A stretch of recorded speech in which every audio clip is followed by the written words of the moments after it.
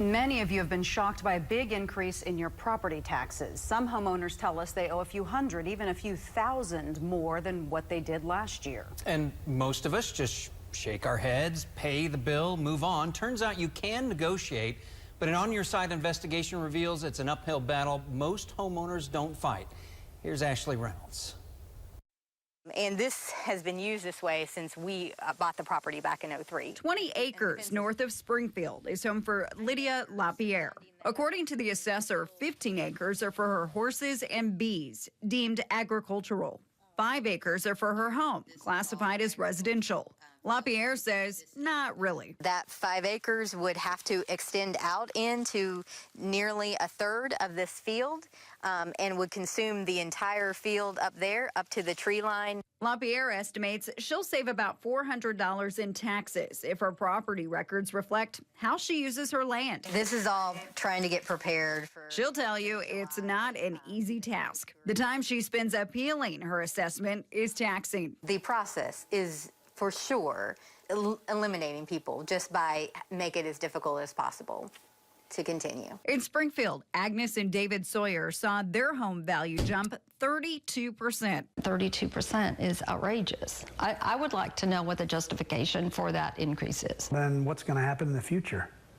It's like you just go ahead and take it every time. On Your Side found these families through a records request. We wanted to know who is fighting the county over assessments. Turns out, not many. In 2023, less than 1% of the 105,487 Greene County homeowners contacted the assessor's office and asked about their latest appraisal. 36 homeowners appealed before the Greene County Board of Equalization.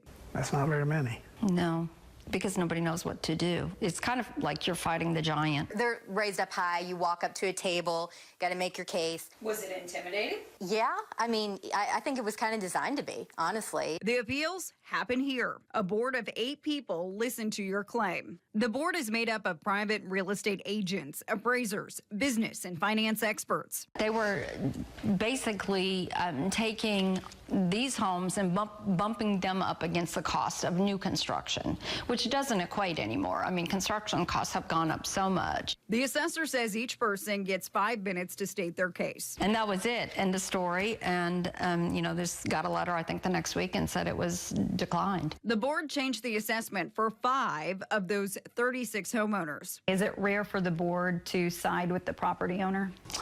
I wouldn't say it's rare, but it also depends on the value. So if the value is overvalued, they do, on a lot of occasions, do lower the value. And I do think it takes a certain kind of personality to want to go have that fight. That's Tim Holly. He's a real estate agent who represented himself and 8 of his neighbors, including the Sawyers. For me, doing 8 presentations that are exactly the same, that each one fails as I go through. Only 1 of his neighbors prevailed. And that was because of square footage.